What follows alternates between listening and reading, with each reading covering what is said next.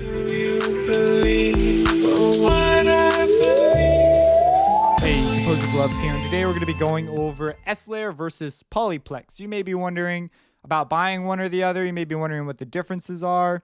And in this video, we're just going to go over the differences and also why one is better than the other under a particular circumstance. So sometimes S-Layer is going to kick Polyplex's trash versus Polyplex will kick S-Layer's trash. If you're going to be using it as an instrument, Polyplex is probably the thing for you. If you're going to be using it to create interesting samples, S-Layer is a little more tricked out, but they can do each other's jobs a little bit, but not very well when you look at the feature set difference. So they're very similar. They both are ensembles that use controlled randomization, meaning I can come into here and change. So I have here a whole bunch of different samples. I'm able to randomize them in a controlled setting. So if I click closer, it'll randomize the small amounts. If I hit farther away, I'll randomize by larger amounts and change. This is changing the sample selection. So if I hit a note, so I'm able to, ideally, I'm able to get meaningful results out of this ability to control randomization on a whole bunch of parameters. And I can even link them all up to one global randomization knob and hopefully get meaningful results out of there. I can do the same thing in S-Layer, but they're a little bit different. So let's talk about the main differences first. So the main differences are Polyplex is polyphonic, S-Layer isn't. That to me is like a huge thing. So in Polyplex, you can hit two scenes at the same time. So if I hit like, oh, I'm hitting an octave below, my bad. Let me hit an octave up. You can see that they just 4 and 5 were both triggered, no problem. If I come into S-Layer and try and do the same thing, I'm trying to hit 2 at the same time, but it's selecting one or the other. I do not have the ability to play 2 at the same time. So this is much more geared towards sample generation so that you can use them in your tracks. This one's geared towards being more of an instrument. So that's a really big difference right there. Now, another large difference is the sample map capability. So I have 8 scenes here, and I have 8 scenes down here, right? And you might be going, what are the visual differences here? Because I see that they're very different visually. Well, in S-Layer, they actually show you all the layers individually moving. So, for example, we see here that only layer 1 is active, the others are silent. If I do this on Polyplex, whoops, my bad. I'm playing in different octaves here. No, they layer them all for you. Let me turn this off. They layer them all for you, though. So that you can't tell if one sample isn't triggering properly, or maybe you have a weird thing set up somewhere. So that to me is like why this is a cooler way of looking at it, I guess. But it'd be cool to be able to see the layers still, so you could still be cued in on if something has gone wrong somewhere in your process and something's not triggering that you thought was. So there's a difference. The big difference that I was getting to, but I got interrupted by myself, was you only have 4 layers per scene over here. So 4 layers per scene. Over here you have 8. So that's a substantial difference there. But there's another big difference. In S-Layer, you have 1 sample map, right? Only 1. If you want to use another sample map, you need a second S-Layer. If you come over to Polyplex, that's not the case. If we click here, we actually have a whole bunch of different sample maps. And if you go into the sample map editor, you can even see the different sample maps that they're using. So, wow, that's like a big deal. Another plus is inside of FL, since I'm not able to resize Reactor manually, Polyplex pops up on one nice thing, not S-Layer, unfortunately. It's too long, but that's not a big deal. You might be using it in standalone or whatever. So anyways, those are some differences. So mono versus polyphonic, and then we have 4 samples versus 8, but one has 1 sample map, one has a whole bunch of different sample maps. So if you wanted your scene 2 to be in charge of your snares and claps, and you wanted to just randomize those samples from that sample map, you can do so. Now, the randomization is also a little bit different. If I click closer to this dice in Polyplex, it'll randomize it by small amounts, and farther away, it'll randomize it by larger amounts. That's pretty cool. We also have these abilities to set the minimum and maximum parameters, and the labels are a little more specific inside of Polyplex. Over here, not the same. So if I can change the minimum and maximum, but I'm just giving like straight up values. That's like it. I'm not like told, oh, delay in milliseconds or whatever. If I move this, it's like, oh, look at that. They're just numbers. It's just setting the minimum and maximum. And also that's a little thing. I don't really care about that. But The other thing is if I hit randomization, my values will always be just randomized between my minimum and maximum. So even if I set a limit, I'm not able to control my randomization any finer. Whereas over here, I can do much smaller amounts. Another big one is you have this undo button. So if I didn't like my randomization, I can actually go back. Here, you can't do that. You're like, well, once you hit this button, it's like your fate's decided.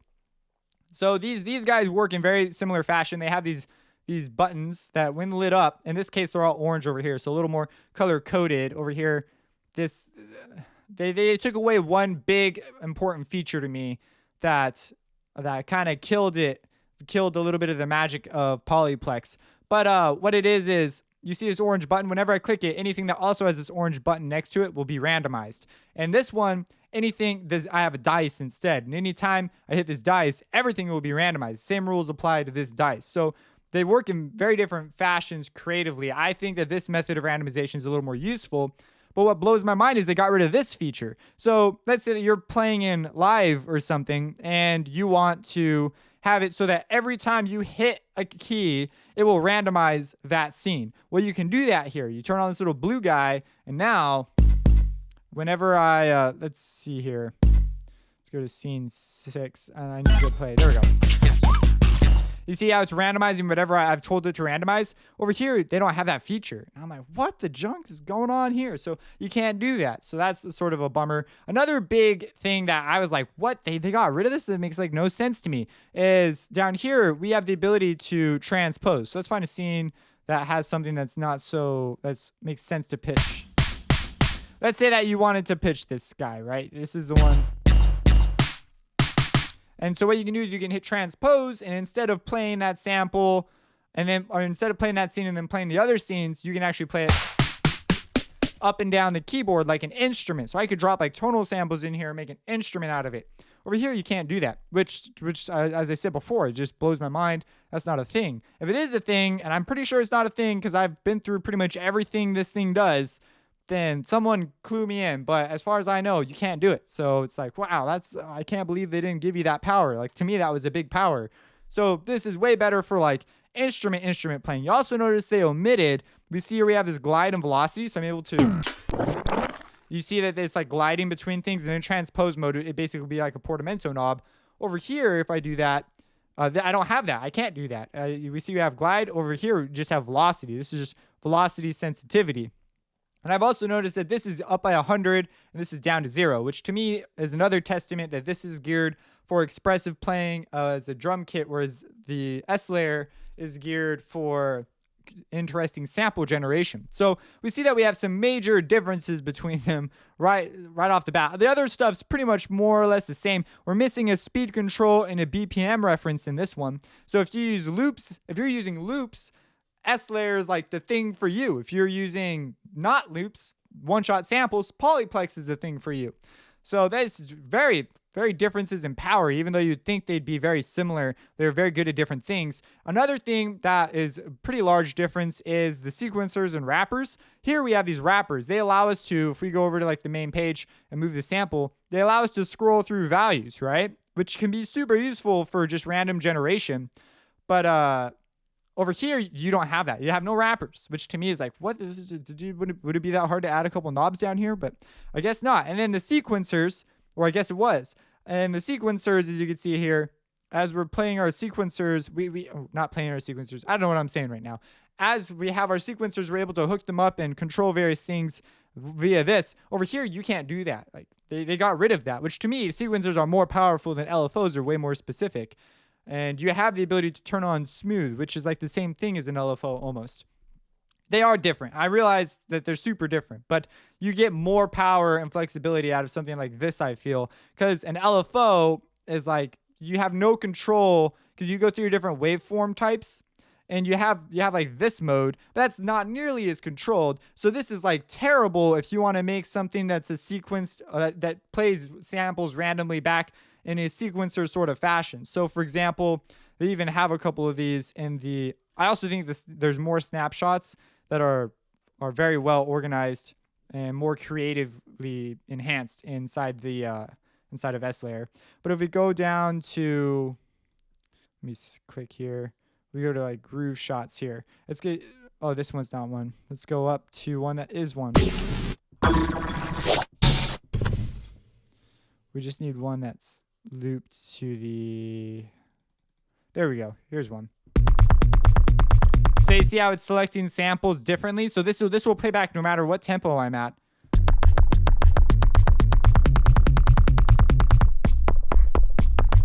It'll play back at the correct speed, right? You don't have anything like that over here. The sequencers are gonzo. And I just wanted to show you why that might be a big deal to you. Like that's a very, very useful feature that just doesn't exist over here. So in many ways, creatively, Polyplex just cowers in the ability of S-Layers to be creative.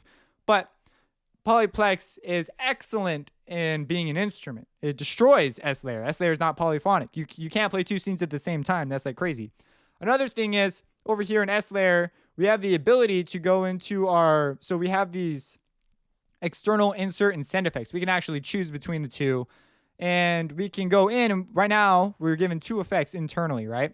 Well, you can actually go into S-Layer. So if we go into the structure, we're able to replace these and use all manner of reactor madness to do whatever we want in here. So that's like the world just got opened up to you. Over in Polyplex land, you can't do that. Instead, you have way more effects. So, and this isn't a bad thing, it's just a different thing. So we come over here and we see we have our effects. We have the ability to turn our inserts on and off at a scene specific, oh my gosh, in a scene specific way. But I shouldn't have clicked that. And so that's kind of a cool deal that you can do here. Over here, you just control the amount you're sending to each sample layer. And that's saved per scene too. So in this way, I guess it's a little more streamlined anyways. But if we come down here, we have just way more effects. They're good effects. They're okay. And you're able to affect them. You can't affect each sample layer individually, which is another, here's where we differ again. So here we have, well, let me finish up on the effects. So over here, we have these effects, but we have inserts and we have sends. We're able to do complex routing systems, which you can't do here. But here you can just straight up make your own entire thing. Like you could add a mixer in the middle of S-Layer if you wanted to and affect each sample individually and just do all this like weird random stuff. So I think S-Layer just trashes Polyplex in this field, but this is like geared towards being a smoother workflow, maybe make a couple adjustments to these sounds. And this is essentially bus processing because you have all your layers being summed together and then that one sound can be processed differently. But then everything is going to go through this unless you turn them off. So that's an important thing to note. So you can turn them on or off here, which I totally said earlier, and I don't know why I'm telling you again. Now, another large effect that we have here is we have the ability to do stereo out on S-Layer or multi-out. This is a big deal because the outs do not work the same way. So if we go over to the front of Polyplex by clicking the global effects, we see here that we are able to change the output right here. So if we bring up the mixer, and let's send this to its own mixer track. If I play a note in S-Layer, not Polyplex, in S-Layer, we will see that in stereo, it comes out stereo, but I'm able to send each individual sample out. Let's go ahead and change the, oh, I just don't have it configured. That's what it is. I'm like, no, that shouldn't be it. Okay, cool. You see, I can go in, I can alter each individual sample, each one. They're all mine. Like I can take them and mess with them.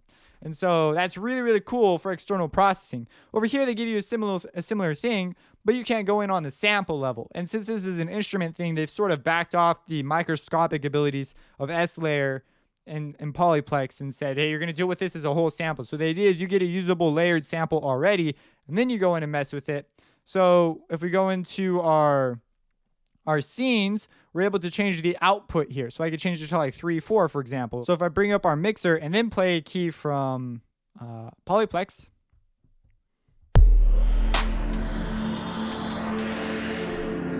Which scene did I select that on? Let's just change this to 3, 4, right? You see, it's been moved over by one stereo pair. We can go to outputs. We can go like 9 and 10.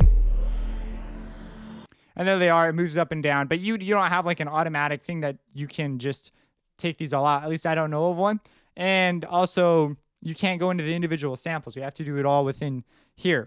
So that's sort of like a bit of a bummer. I think that the way we get at some of these parameters are also just slightly less intuitive than S-Layer. But I'm thinking this all from a sample creation point of view, whereas this again is the drum kit perspective. So that's like, those are the biggest differences to me. Some other really cool things that aren't included For example, you can send signals straight up out of S-Layer. This isn't a big deal. You have other tools in Reactor that give you the same capabilities. But we also have here the ability to, now we may have sequencers and wrappers here, but we don't have LFOs or envelopes. And these envelopes and LFOs are unique because you can go into your effects and you can straight up apply a modulating envelope to each effect individually, and you can even make it scene specific. So for example, I can have a modulation that only applies to scene 8.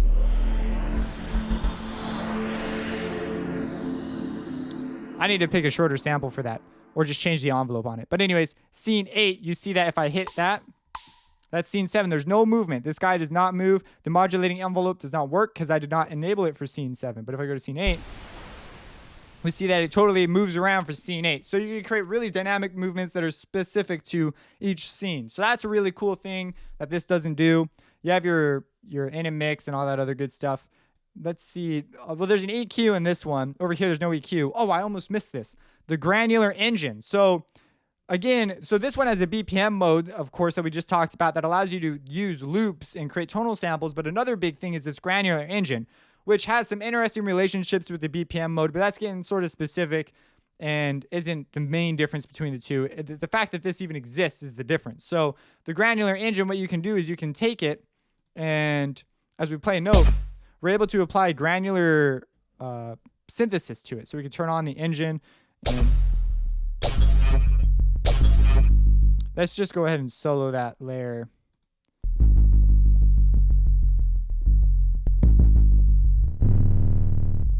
You can't do that stuff in Polyplex. They have a granular delay, but that's like hardly, like, what the heck is granular delay? Like, that's not even the same ball game here. So this is another one that I was like, oh, well, that's a very large difference there. So I am going to say though that I do use Polyplex a lot for the instrument, and I do sometimes grab it. I used to use it all the time for one-shot sample generation, but when I moved over to S-Layer, I was like, oh my gosh, where has this been? One other thing that's sort of interesting is you can actually set individual spread values. If you're familiar with a few of the finer points of S-Layer, you have these spread and slide tabs that offsets your modulation values you give to your parameters. Over here, you can actually tell it what those are. So that's pretty cool. You're also able to make things velocity sensitive and a little more fine-tuned of a way. You can't do that over here. There was one other that I was thinking of that was a pretty big one. Besides the envelope, you have two different envelopes. Inside here, you only have one, but over here, you have a loop option in your envelope, whereas you don't over here. But ironically, your envelope has a loop option.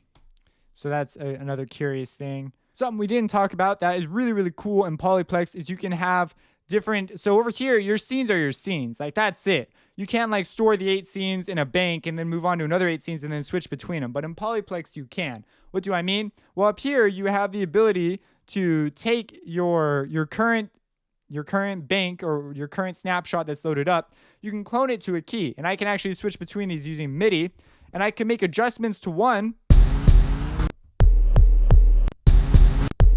and you see that they're different. So this one is a different setup than this one. I can have a whole bunch of these, and so I'm not sure if they work on the black keys. I think it's just white keys. So I can have what is this? 7 of these, 8 of these. I can have 8 of these. And so that's like a really, really powerful thing that S-Layer can't do. So again, it once again trumps S-Layer in the realm of sample playback. But anyways, those are the big differences that come to my mind. That's sort of my 2 cents on the differences between them. If you have any questions, let me know. If I left out anything, go ahead and comment it in the comments. Anything that you think someone that's looking at these would want to know before making a decision. Polyplex is included with Complete. S-Layer is sold by Twisted Tools on their website. I think it's a very reasonable price. It was like $50. I bought it as part of like a bundle, so it came with a whole bunch of other stuff too. But anyways, that's that. If you have any questions, let me know. Subscribe and have a blessed day.